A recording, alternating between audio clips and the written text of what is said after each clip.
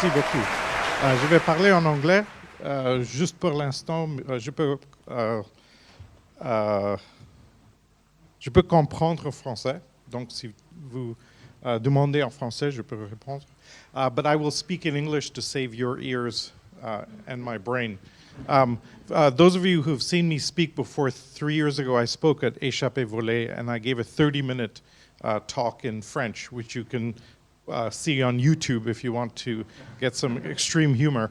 There was a huge round of applause at the end from the relief that I finally finished speaking French. Alors, how many of you know my work? Just a quick show of hands, a few of you. Okay, so if you've not read the book, it's worth reading, I think. It looks like on its current trajectory, sometime next year, it will become one of the top 10 best-selling business books ever. It's virally growing. 5 years later, still growing very fast. Just by way of background, I'm from India originally, did my schooling in university in Canada, spent 10 years here in Europe, restructuring large European companies, many French companies, which is why I'm bald. And if you know this, if you understand French company culture, very resistant to change.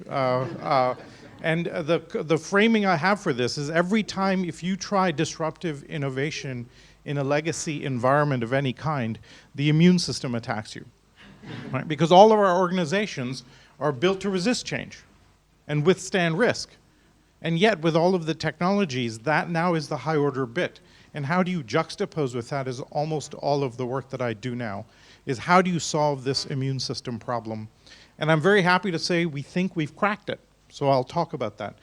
Maybe the strangest phone call I've received in this last few years was last year from the Vatican. They called and they said, look, the Pope has the oldest immune system in the world.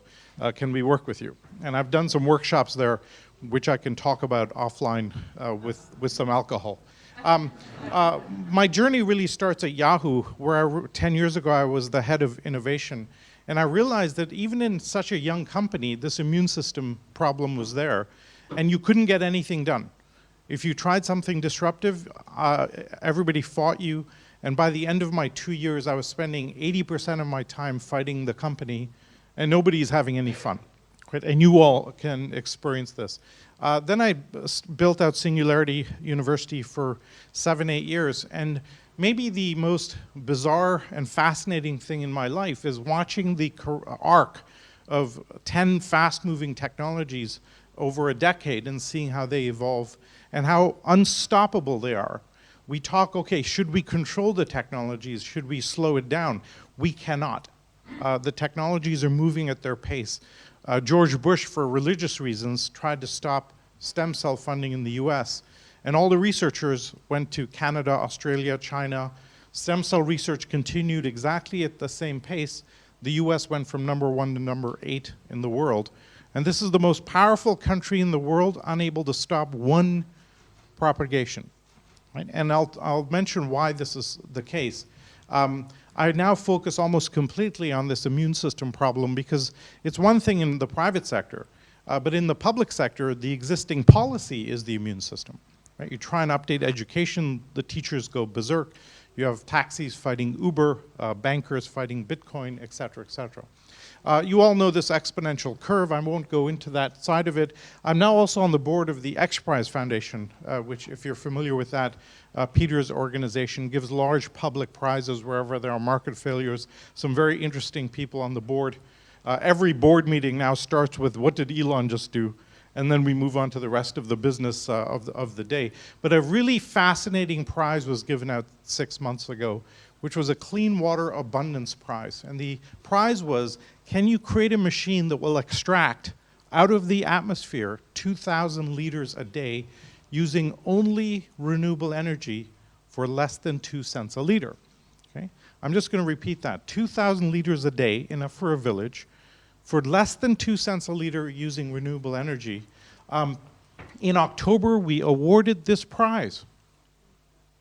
And so we now have a machine that can deliver clean water anywhere in the world for 2 cents a liter. And if you have clean water, you take out half of the diseases in the world. So the ripple effects are unbelievable. So this is the kind of incredible opportunity and abundance that technology is delivering. And this is really fascinating and very important. The doubling pattern that we've seen in Moore's Law, we're now seeing in a dozen technologies. And this is very hard to spot, and I'll give a couple of examples of this, but we're seeing a whole bunch of things happen as a result of this. I'll give you this one little anecdote. So 2 years ago, I took a Tesla, and I drove from Miami up to Toronto. I've been living in Miami the last few years because according to our calculations, because of climate change, in about 15 years, Miami's gone. So better to enjoy it while it's there. And so I've voted with my feet and actually lived there. So I took this Tesla, drove up, and I would get on the highway, the motorway, hit the autonomous car mode. The car drove itself about 35% of the time. If it got into construction or road cones, it would get confused, et cetera, et cetera. More interestingly, about 6 months ago or 18 months later, I drove it back. So when I drove it up, as I said, the car drove itself about 35% of the time. When I drove it back, same car, same sensors, is now driving itself 80% of the time. Okay? And there you see Moore's Law in live action, 18 months doubling. No change in hardware, just better software, better data, better analytics. Right? Now you think about this a little bit further, and something very profound is happening. I got into a car, which was basically a first-class train cabin. It drove me across the country 80% of the time by itself. And because the charging stations are free, the entire trip, 2,500 kilometers, cost me $0. It was free.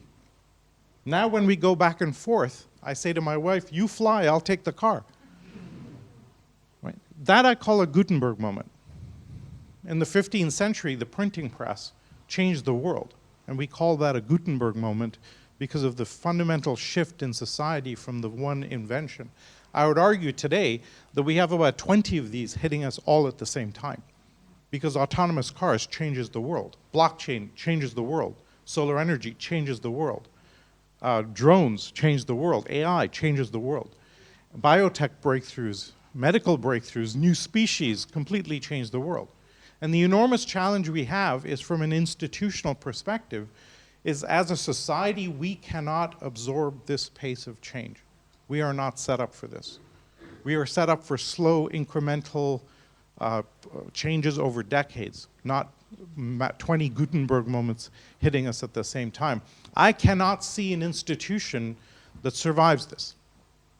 Education, all our education systems are designed to take a young child, train them through their early 20s to be ready for the existing job market, except we don't know what a job looks like in 5 years. What are we teaching them?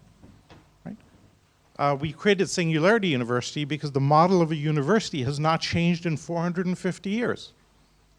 In fact, if you're doing a master's degree in any of these topics, biotech, advanced robotics, neuroscience, today, but by the time you've finished your master's degree, you're out of date. Because the underlying technology is moving faster than our ability to teach it. And that's a structural issue. And I'm going to talk about why France is so important in this overall context. But every one of our institutions breaks. You know, we invented representative democracies, largely here in France, when information was scarce. If you, in 300 years ago, if you were in Washington, D.C., you had no idea what was happening in California. The speed of a horse was as fast as you could find out. So Congress meets occasionally to give people time to cross the country.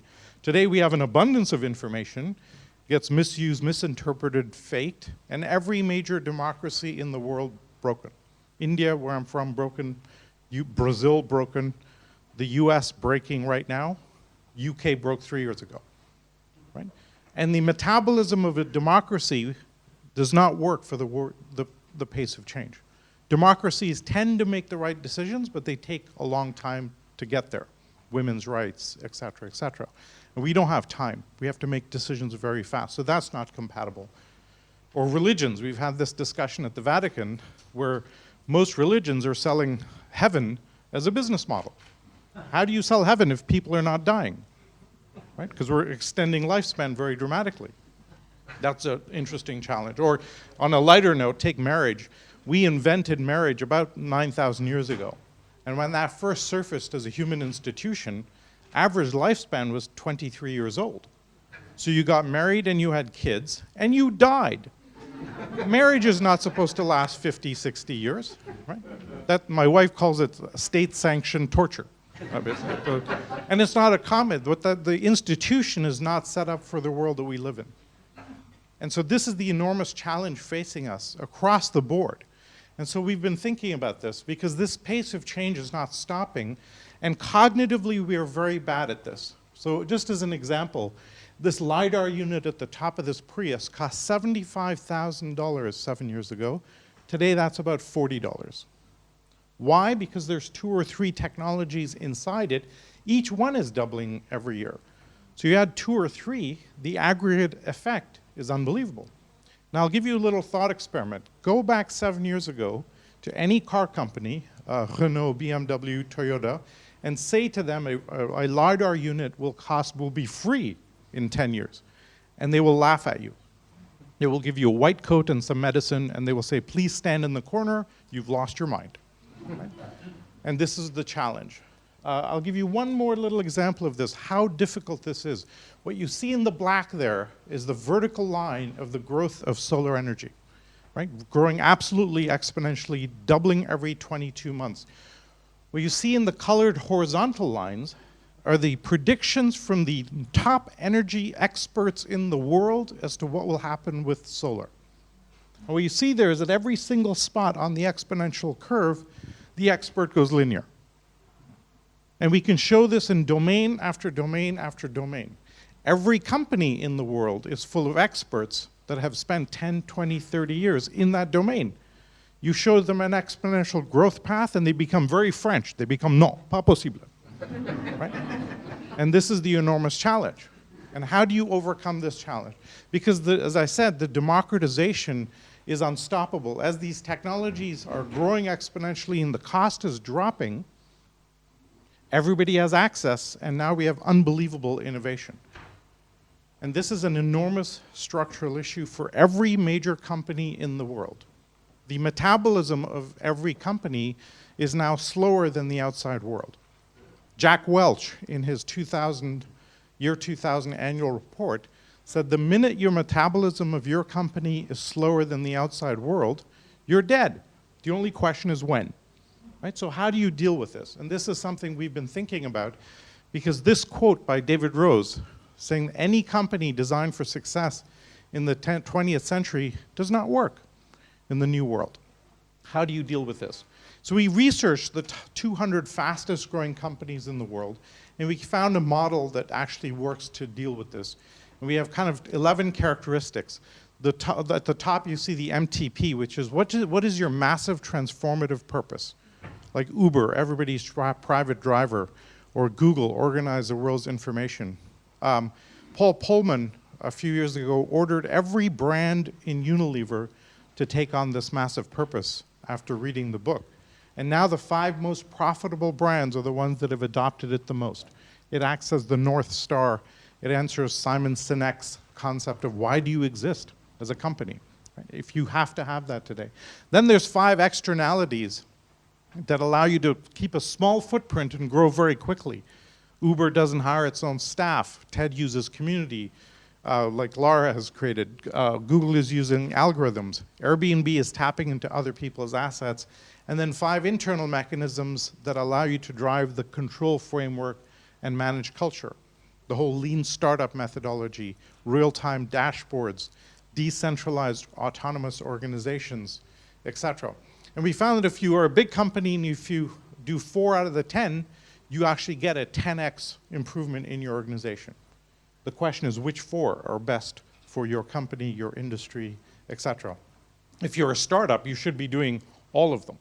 And our poster child for this is this company, GitHub. How many of you know GitHub? Right, so it's a social platform that allows developers to collaborate. We have good evidence that collaboration with developers gives you much better software. They use all 11 characteristics. Microsoft just bought this company for $7.5 billion. Now what's more interesting is this company has no assets, no workforce, no intellectual property. I'm just going to repeat that. No assets, no workforce, no intellectual property, $7.5 billion. That's what's possible today. And if you're not building one of these, what are you doing? Right? So if you find an information-based environment and apply these characteristics, you can totally blow open the world and create massive value. Think about TED. Chris Anderson did 3 things. He created a massive purpose, ideas worth spreading, created the TEDx phenomena with leveraging community, and then gave all the TED Talks away on YouTube for free. And in 10 years, a global media brand, which costs 0. So you can take an established environment, blow it open to a global level at 0 cost. Inconceivable 10 years ago, 20 years ago to do this, but possible today. Right? So what do you do if you're a big company? Easy to start, easy to kind of think about this from a startup perspective.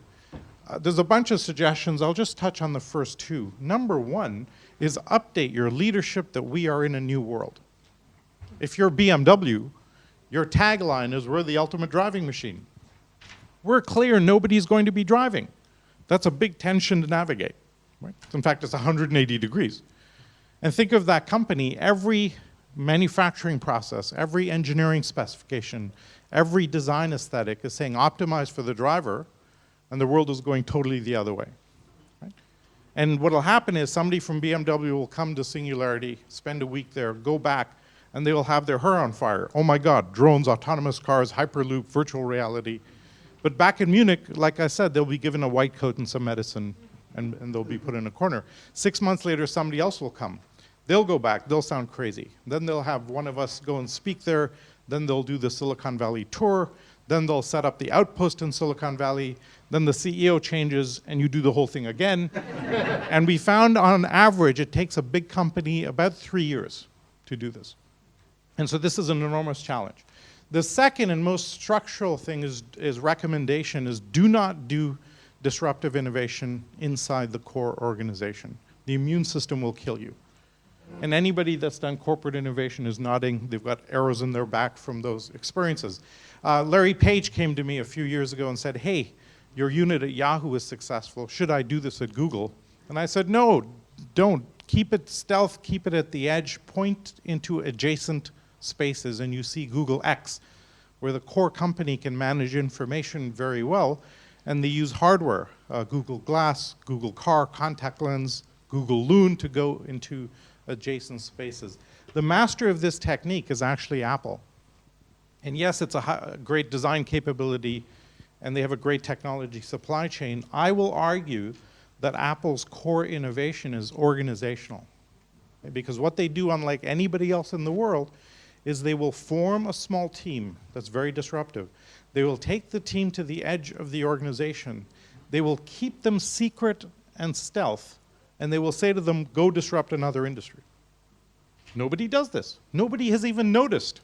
No analyst has noticed that this is what they do. That they have no limit to their market cap. Except Johnny Ive has just left, so I don't know if that is a problem.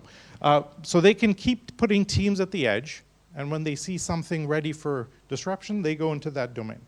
And that is the model that we will have to see operating. There's a couple of success stories. Nestle, for years, tried to run Nespresso as a line of business. Failed, failed, failed. Finally, they put it on the edge of the organization. Boom, $6 billion line of business. Right? And so you can succeed very dramatically. Walmart tried 4 times to create a disruption to beat Amazon, and they kept trying to do it. They kept getting beaten by the immune system. They finally got it right after 4 iterations. But by that, in that intervening 8 years, Amazon is gone. Right? So you can't afford to wait. That opportunity cost of figuring this out is infinite. So what do you do? So the way we structure it, and the way we recommend it, is shift your current organization to spin these EXOs off the edge. Every one of your companies has really crazy people that are very smart, very loyal, impossible to manage. Right? And you take them to the edge, let them build one off the edge, and then over time, the EXO should become bigger than the mothership. That should become the new gravity center. In fact, we did an analysis. Marriott if they had spun off Airbnb, Booking.com, TripAdvisor, all those ideas existed inside Marriott. All those ideas have existed inside Accor for a long time. Their market cap would be about 5 times bigger today, right? But you can't release those ideas in the core organization. We actually have a precedent now. Lojas Americanas is the largest retailer in Brazil. They launched an EXO called B2W doing e-commerce, kind of an Amazon equivalent. And now, as of a year ago, the e-commerce company is delivering more revenues than the original mothership. And so the model does actually work. The question is, how do you get there? And we're very excited about, and we're open sourcing this methodology, is we've created a 10-week sprint called an EXO sprint that solves this immune system problem. We piloted it with Procter & Gamble 4 years ago. And the idea was, can we move leadership, culture, management thinking 3 years ahead in 10 weeks? Right? Because if you can do that, very interesting. So we do an opening session called an Awake session, which is very Singularity style, shock and awe. Bring all the senior management together, freak them out, right? And then leave them alone, because they're useless anyway in what's coming, right? Because they cannot help. Then you take 25 young leaders, future lieutenants of the business, and they divide into 2 streams. One stream is looking at what disruptive ideas can we spin off the edge. The other is looking at what do we do to increase the metabolism of the core organization. They report back at the end. If senior management likes the ideas, they fund them. We found 3 outcomes from this. One, we actually can move leadership culture ahead 3 years, which is interesting, because the opportunity cost of not doing that is huge, as I said. Secondly, before, if you had a good idea inside the company, you got funded maybe 5 or 10% of the time. Now they're getting funded 95% of the time because you freaked out the management, right? And the third thing that happens is that there's incredible value creation at low cost. You don't have to spend a lot of money on this. You can actually not even tell the CFO about this, right? Which is really interesting. So we've now done it about 20 times. And very successfully. Procter & Gamble has said they've gotten about $1 billion of value from running this process. Even then, when I did it, I thought maybe we got lucky. P&G is very advanced. Maybe that was a fluke. So we did it a second time with the largest insurance company in Mexico. Family-owned, regulated, backward, conservative insurance. It worked even better. In fact, that company called Interprotección in 3 years has doubled revenues, tripled profits from running this process. Right? So this is real. We can actually see real results coming out. In fact, we just launched 2 weeks ago a book that documents this capability so that anybody can run it. Anybody can pick up this book and go run this process. It's a workbook to do this. A Spanish utility of about 400 people ran the process, and they've, without even talking to us, and they are very happy with this. So this is what's happening today. Now, so this solves the problem. We've cracked that problem. How do you solve this immune system problem in big companies? Then we've shifted our efforts to how do you solve this in the public sector? Because really, that's where we need to solve it at. If you listen to Primavera or Caroline, we really need to solve this immune system problem at the public sector level in a systemic way. Because if you do not solve the reaction from the antibodies to new ideas, nothing will happen. And so we formed a nonprofit that we call the Fast Track Institute. We adapted the process. It takes 16 weeks, because it's public sector, but it actually works. We've run it 4 times in Medellin, in Colombia, which you can now see there's a fundamental state change in how the city manages itself. We ran it last year with the mayor of Miami on public transportation. They were about to spend $6 billion on light rail, and we were able to cancel all of that and now completely change the procurement process. So now they test electric bikes here, scooters there, ride sharing over there. When they see something working, they merge it into the mainstream. And so we've cracked that problem. What I'm thinking about now is how do you solve this problem at scale? And so partnering with BOMA and other entities like this, because we have to transform our regulatory systems globally, because we cannot accept the value, the benefits of new technology quickly enough, right? I'll give you a small example. There's a company out of Miami called Wellways, which has created a bra with very heavy temperature sensing in it. So you put on the bra, it does a very detailed temperature sensing across that part of the body. 6 months later, you wear it again, and it checks the delta of the temperature difference from 6 months ago. It's 80% better at detecting breast cancer than a mammogram. It costs almost nothing, and it's FDA approved. Now, now if you try and implement that in any healthcare system, the doctors will go, no. And this is the challenge we have to break through. And so all of my work now is how do you solve this immune system problem? And we're pretty excited about how we think about that. We have a global community now of about 650 consultants all over the world that we pull into these different projects. And the reason that France is so important is I complain a lot about the French, right? You will hear me say that.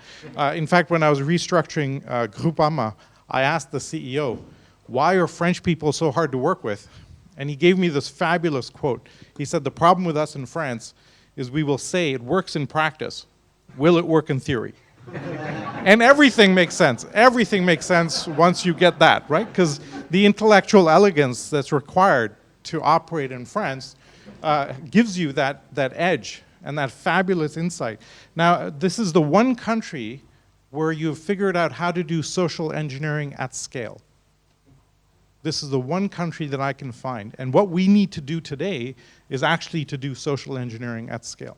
And some of the thinking that is here in the French intellectual level, we need to figure out how to propagate that globally, and we're working on the tool sets to do that. So, hope that was helpful. I'm around for the day if you want to chat. Michel, back to you.